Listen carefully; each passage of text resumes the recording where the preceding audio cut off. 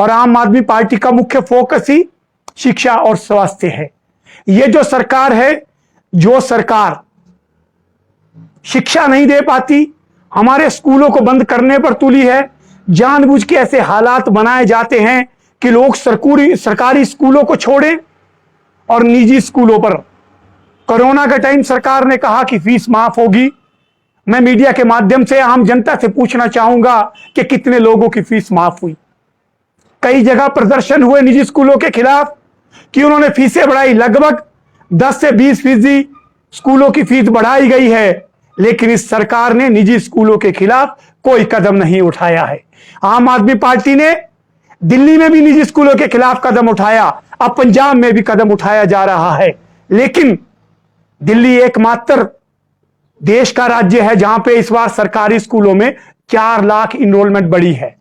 लोग निजी स्कूल छोड़ रहे हैं क्योंकि वहां हमने राष्ट्रीय अंतर्राष्ट्रीय स्तर की सुविधाएं स्कूलों में उपलब्ध करवाई है। तो हमारा जयराम सरकार से सवाल है, यह रैलियों की सरकार, यह जश्न मनाने वाली सरकार है, ये लोगों को गुमराह करने वाली, झूठे वादे करने वाली सरकार है। अब ये रोजी रोटी तो छीन चुकी है, अब क्या गरीब बच्चे के हाथ से किताब भी छीनना चाहती है? उसके पीछे आपकी मंशा क्या है, आपकी साजिश क्या है? धन्यवाद।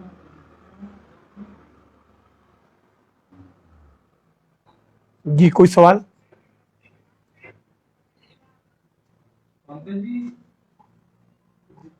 शिक्षक की बात कर रहे हैं, लेकिन प्रदेश में बात की जाए तो सरकार बार बार ये कह रही है कि भाजपा की भी यहाँ पर जो है राष्ट्रीय कार्यकारिणी चल रही है युवा मोर्चा की, इसमें ये कहा जा रहा है कि आम आदमी पार्टी का कोई वजूद नहीं है और यहाँ पे उसकी दाल गलेगी। देखिए, हमारा वजूद नहीं है, हमारी दाल गलेगी नहीं, लेकिन अरविंद केजरीवाल जी की रैली के बाद ऐसा कौन सा भाजपा का नेता है जिसने कांगड़ा का रुख नहीं किया?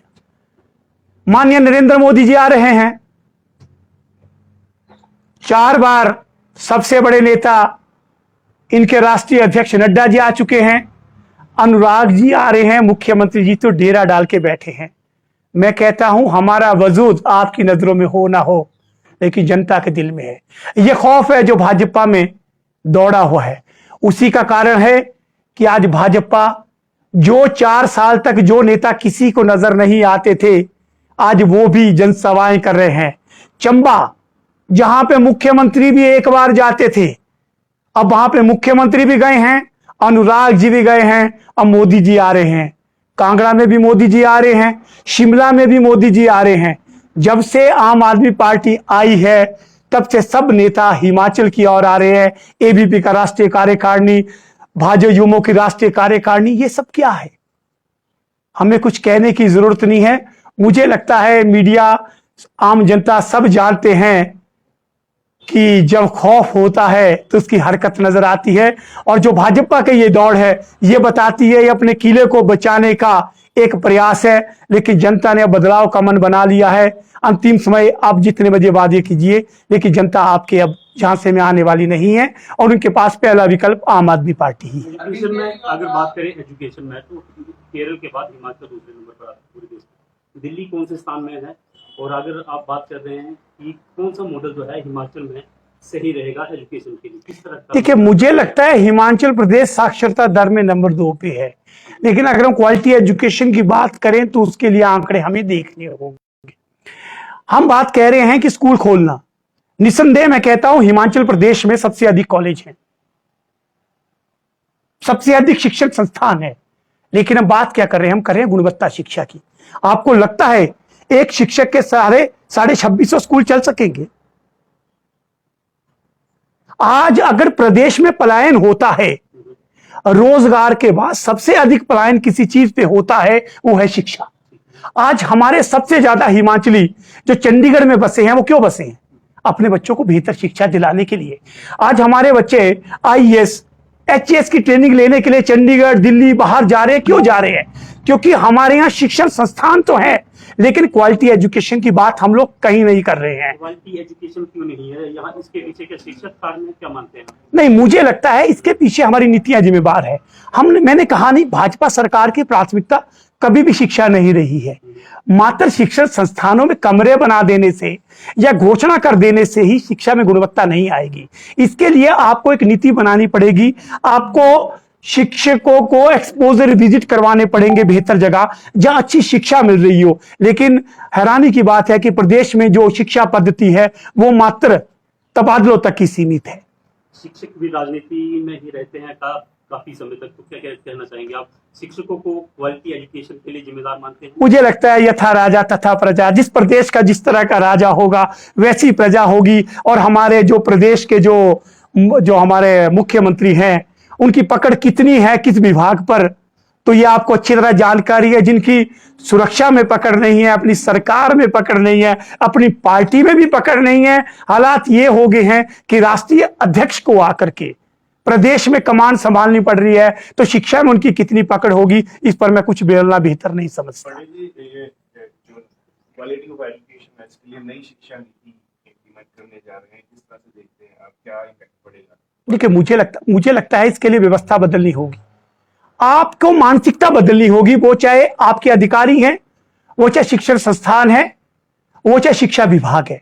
जब तक हमारी मानसिकता नहीं बदलेगी हम कोई भी नीति ले आए उसे लागू नहीं करवा पाएंगे। मुझे लगता है कहीं ना कहीं कमी है मोटिवेशन में सरकार की। हमें चाहिए कि हम शिक्षकों के साथ, शिक्षा अधिकारियों के साथ मिलकर और शिक्षा के क्षेत्र में राजनीति को कम से कम दखल दें, तभी हम बेहतर निर्णय और बेहतर समाधान की ओर पहुंच पाएंगे। निजी स्कूलों की मनमानी जो है लगातार बढ़ती है, इस पर आम आदमी पार्टी का क्या स्टैंड रहेगा और क्या करने वाले हैं? देखिए, मुझे लगता है हमारा स्टैंड स्पष्ट है। पहला स्टैंड तो यह है कि आप अपने सरकारी स्कूलों को इतना सक्षम बना दो कि निजी स्कूल खुद ब खुद ही मुकाबले से हट जाए। दूसरा यह है कि निजी स्कूलों पर कहीं ना कहीं कोई ना कोई अंकुश तो होना चाहिए। हमारी सरकार ने, आप मीडिया के लोग आपने कवर किया, परिजनों ने प्रदर्शन तक किए, लेकिन वही स्कूल, वही शिक्षा, वही किताबें, वही वर्दी, किसी चीज पर अंकुश नहीं लगा पाई। और इस महंगाई की दौर में 20% तक बढ़ी हुई फीसें देने के लिए पेरेंट्स मजबूर है। यह सरकार, हमारा आरोप है कि निजी शिक्षण संस्थानों के साथ मिली है और अधिकांश शिक्षण संस्थान कहीं ना कहीं राजनेताओं के हैं, उनके निजी हित जुड़े हैं और वही है जो इस पर किसी भी तरह का अंकुश लगाने इस सरकार को नहीं देते हैं। दिल्ली के मुख्यमंत्री अरविंद केजरीवाल के घर का फोटो वायरल हो रहा है, तो क्या कहेंगे? मुझे लगता है वो सीएम निवास है, उसका फोटो वायरल करने की जरूरत नहीं है। वो गूगल में कभी भी निकालिए, मिल जाएगा। भाजपा हमेशा यही काम करती है, किसी का घर दिखाती है, किसी का कुछ दिखाती है, लेकिन वास्तविकताओं से भागती है। हमारा मानना है कि आप मुख्यमंत्री का घर मत दिखाइए, आप प्रदेश के स्कूल दिखाइए, प्रदेश की स्कूल की व्यवस्था दिखाइए और हमारे प्रदेश की हालात दिखाइए, जिसके कारण आपकी यहां से वापसी की तैयारी है। हिमाचल में आम आदमी पार्टी के संगठन का कब ऐलान होगा? मुझे लगता है कि संगठन का ऐलान मैं तय तिथि नहीं दे पाऊंगा, लेकिन आपको बता दूं हिमाचल प्रदेश में आम आदमी पार्टी जमीनी स्तर पे कार्य कर रही है। आपके पास रिपोर्ट्स भी है, लगभग हर विधानसभा क्षेत्र में हमारी 5 टीमें काम कर रही है और प्रतिदिन 2000 के करीब लोग आम आदमी पार्टी में शामिल हो रहे हैं।